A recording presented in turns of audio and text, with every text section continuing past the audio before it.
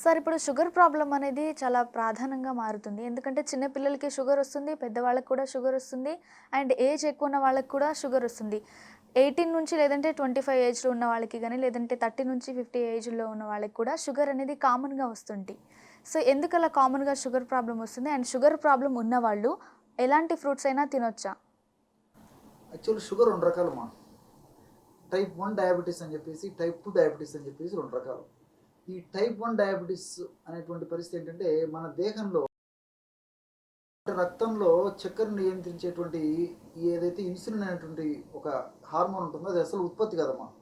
So వాళ్ళకి జీవితాంతం insulin వాడితేనే వాళ్ళ జీవనం ఉంటుంది. ఓకే. లేకపోతే మాత్రం జీవనానికి ప్రమాదం అయిపోతుంది.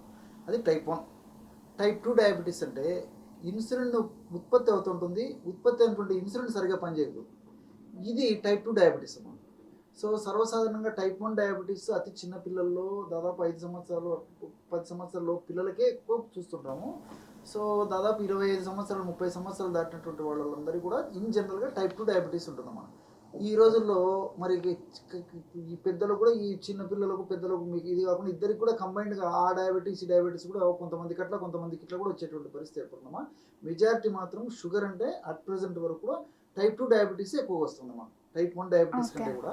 సో వీళ్ళకి ఇన్సులిన్ ఉత్పత్తి అవుతూ ఉంటుంది, ఇన్సులిన్ తక్కువ ఉత్పత్తి అవుతుంటుంది, లేకపోతే ఉత్పత్తి అయినటువంటి ఇన్సులిన్ కూడా సరిగా పని చేయకుండా ఉంటుంది అనమాట. హ్మ్. సో దీనివల్లనే వీళ్ళకు రక్తంలో షుగర్ లెవెల్స్ పెరిగిపోతుంటాయమ్మా.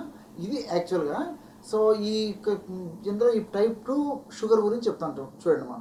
సో వీళ్ళకి ఏంటంటే మా ఈ ఆహారంలో పిండి పదార్థాలు ఎక్కువ తీసుకోవడం ఎక్కువైపోయిందమ్మా ఈ రోజుల్లో. అంటే junk foods, fast foods, bakery foods, ice creams, cool drinks ఇలాంటి ఆహార పదార్థాలు మొత్తం పిండి పదార్థాలేమ్మా.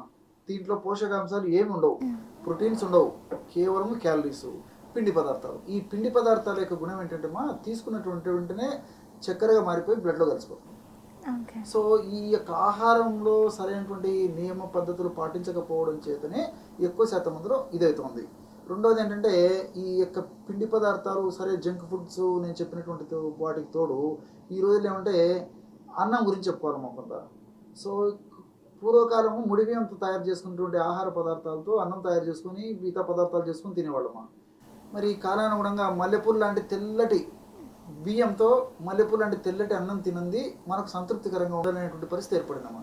అవును. సో ఈ యొక్క మల్లెపూలు లాంటి పాలిష్ పట్టినటువంటి రీఫైండ్ చేసినటువంటి బియ్యంలో ప్రోటీన్స్ ఉండవు, ఫ్యాట్స్ ఉండవు, పోషకాంశాలు అంటే మైక్రోన్యూట్రియంట్స్ అంటారమ్మా, బి కాంప్లెక్స్ ఫ్యాక్టర్స్ ఇలాంటివి ఏమి ఉండవమ్మా. కేవలం పిండి పదార్థాలు ఉంటాయి. ఇలాంటి పిండి పదార్థాలతో తయారు చేసినటువంటి ఆహారాన్ని మనం ఏం చేస్తున్నాము, పొద్దున పూట తీసుకుంటున్నాం. ఫర్ ఎగ్జాంపుల్ ఇడ్లీ తీసుకుంటామమ్మా, ఇడ్లీ పిండి పదార్థాలు. అదేవిధంగా మీరు దోశ తీసుకున్నారనుకోండి, దోశ పిండి పదార్థాలు. లేకపోతే ఇంకొక పదార్థం పూరి తీసుకున్నారంటే ఈవెన్ గోధుమలు తీసుకున్నా రీఫైండ్ అనమాట, అది కూడా పాలిష్ చేసినటువంటి దాంతో తయారు చేసినటువంటి గోధుమల పిండే కాబట్టి అందులో పిండి పదార్థాలే. మీరు పొద్దున పూట తీసుకునే ఆహార పదార్థాలన్నీ ఇంచుమించు అన్ని పిండి పదార్థాలే. బాగా గమనించండి. మధ్యాహ్నం పూట భోజనం మొత్తం పిండి పదార్థాలే. రాత్రి పూట భోజనం మీరు గోధుమ రొట్టె తీసుకోండి, లేకపోతే ఇంకొకటి ఏదైనా మల్టీగ్రెయిన్ పిండి తీసుకోండి. పాలిష్ చేసినటువంటి రీఫైండ్ చేసినటువంటి పదార్థాలతోనే అవగాహన లోపంతో మనం రొట్టె తీసుకొని తింటున్నాము, లేకపోతే భోజనం చేస్తున్నాము. అవును. సో పిండి పదార్థాలు ఎక్కువ కావడం ఒకటి. రెండోది ఏమంటే మనకు శారీరక శ్రమ తక్కువైపోయింది. పూర్వకాలం ఏమంటే ఆ యొక్క శ్రమకు తగినటువంటి ఆహారం తీసుకునేవాళ్ళు, తీసుకున్నటువంటి ఆహారం అయినట్టు శ్రమ చేసేవాళ్ళు. ఈ రోజుల్లో మనం తీసుకునే ఆహారం ఎక్కువైపోయింది, అదే ముఖ్యంగా ఈ పిండి పదార్థాలు తీసుకోవడం ఎక్కువైపోయింది, శారీరక శ్రమ తక్కువైపోయిందమ్మా. అంటే సెడెంటరీ లైఫ్, ప్రతి ఒక్కరూ కూర్చొని చేసేటువంటి పనులు, శారీరక శ్రమ లేకపోవడం చేత కూడా తీసుకున్న ఆహార పదార్థం అంతా గ్లూకోజ్ కింద మారడము, ఫ్యాట్ కింద మారడం ఈ విధంగా జరుగుతుందమ్మా. సో ఇలాంటి కారణాల వల్లనే షుగర్ రోజు రోజుకి చిన్న వయసు నుంచి ఎక్కువ శాతం మందిలో వచ్చేదానికి ప్రధానమైన కారణము. దీనికి ఓకే. తోడు మానసిక ఒత్తిడి, స్ట్రెస్, హర్రీ కర్రీ బర్రీ. సో అలజడి, ఆందోళన, ఆతృత, అదేవిధంగా తీసుకునే ఆహార పదార్థాల గురించి నేను చెప్పినాను. అదేవిధంగా తొందర ఒకటి, మానసికమైన ఒత్తిడి, ఇలాంటి అనేక రకాల కారణాల వల్ల మన చిన్న వయసులోనే షుగర్ వస్తుందమ్మా. Okay sir. సో షుగర్ ఉన్న వాళ్ళు ఎలాంటి ఆహారం తీసుకోవచ్చు సార్? అది ఇంతకుముందే చెప్పినానమ్మా, షుగర్ ఉన్నటువంటి వాళ్ళు ఎలాంటి ఆహారం తీసుకోవాలి, షుగర్ రాకుండా కూడా ఎలాంటి ఆహారం తీసుకోవాలో చెప్తానమ్మా. ఓకే. సో పిండి పదార్థాలు తగ్గించాలమ్మా. కష్టం చేసే వాళ్ళకు పిండి పదార్థాలు ఎక్కువ తీసుకోవాలి, కానీ కష్టం లేకుండా మెదడుతో పనిచేసేవాళ్ళు, కూర్చొని చేసేటువంటి పని చేసుకునేటువంటి వాళ్ళు పిండి పదార్థాలు ఎంత తగ్గించుకుంటే అంత మంచిదమ్మా. ఓకే. ఫస్ట్ గుర్తుపెట్టుకోవాల్సింది. ఓకే. సో ప్రోటీన్ ఫుడ్ బాగా తీసుకోవాలమ్మా. ప్రోటీన్స్ ఎంత మనం సమతుల్యంగా ఎక్కువ స్థాయిలో మనం తీసుకోగలమో అప్పుడు బాడీలో రెసిస్టెన్స్ పవర్ వచ్చేసి బాడీలో మజిల్ స్ట్రెంత్ వచ్చేసి ఇన్సులిన్ ప్రొడక్షన్ కూడా సక్రమంగా జరిగి ఇన్సులిన్ కూడా సమర్థవంతంగా పనిచేసేదానికి అవకాశం ఏర్పడుతుంది. హార్మోన్ ప్రొడక్షన్స్ అవి బాగా జరుగుతాయి. సో ప్రోటీన్ ఫుడ్ బాగా తీసుకోవాలమ్మా, షుగర్ రాకుండా కానీ షుగర్ వచ్చిన తర్వాత కానీ. తర్వాత ఈ మైక్రో న్యూట్రియంట్స్ ఉన్నటువంటి పదార్థాలు తీసుకోవాలి. తర్వాత ఈ డ్రై నట్స్, తర్వాత డ్రై ఫ్రూట్స్, తర్వాత కొన్ని రకాల సీజనల్ ఫ్రూట్స్ ఇలాంటివన్నీ బాగా తీసుకుంటున్నారమ్మా. ఫ్రూట్స్ కూడా తీసుకోవచ్చు, కొన్ని రకాల ఫ్రూట్స్ తీసుకోవచ్చమ్మా. అంటే ఎలాంటి రకమైన ఫ్రూట్స్ తీసుకోవాలి? ఎగ్జాక్ట్లీ, చాలా మంచి ప్రశ్న అడిగారమ్మా. నిజంగా షుగర్ అంటే ఫ్రూట్స్ అన్ని ఇంచుమించు తీయగా ఉంటాయి కాబట్టి భయపడతారు. అది తీసుకోవచ్చునా ఇది తీసుకోవచ్చు అని చెప్పేసి స్నేహితులను అడగడము, పక్కింటిని అడగడము, బంధువులను అడగడము, తెలిసిన వాళ్ళని అడగడము. సో క్లారిటీ అయితే ఉండదమ్మా చాలామందికి. ఒక శాస్త్రీయ పరంగా నేను చెప్తాను చూడండి. సో ఈ షుగర్ పేషెంట్స్ అట్లా షుగర్ ఉన్నటువంటి వాళ్ళమ్మా కొన్ని రకాల పళ్ళు తీసుకోవచ్చు. ఎలాంటి పళ్ళు తీసుకోవచ్చో చెప్తానమ్మా. ముందు యాపిల్ తీసుకోవచ్చు, జామ తీసుకోవచ్చు, బత్తాయి తీసుకోవచ్చు, ఆరెంజ్ తీసుకోవచ్చు, దానిమ్మ తీసుకోవచ్చు అమ్మా. సో బొప్పాయి తీసుకోవచ్చు, తర్వాత అనాస తీసుకోవచ్చు, వాటర్ మెలన్ అమ్మా, వాటర్ మెలన్ కూడా తీసుకోవచ్చు, మస్క్ మెలన్ తీసుకోవచ్చు, పుచ్చకాయ అంటారు కదమ్మా, పుచ్చకాయ తీసుకోవచ్చు. తర్వాత ఈ కర్బూజా పండు అంటారు, సో మస్క్ మెలన్. ఇలాంటి ఫ్రూట్స్ తగినవే ఎక్కువ ఉన్నాయమ్మా. చాలా మంది తెలియదు కానీ ఫ్రూట్స్ ఎక్కువ శాతం తీసుకోదగినవే ఎక్కువ ఉన్నాయి. సో వీటికి మిగతా వాటితో పోల్చుకుంటే గ్లైసెమిక్ ఇండెక్స్ తక్కువగా ఉంటుందమ్మా. అంటే బ్లడ్లో ఆ షుగర్స్ త్వరగా కలవవు ఇలాంటి ఫ్రూట్స్. మరి తీసుకోకూడనటువంటి ఫ్రూట్స్ ఏంటంటే సపోటా పనికిరాదమ్మా, మామిడి పనికిరాదు, అరటి పనికిరాదు, సీతాఫలం పనికిరాదు, పనస పనికిరాదు.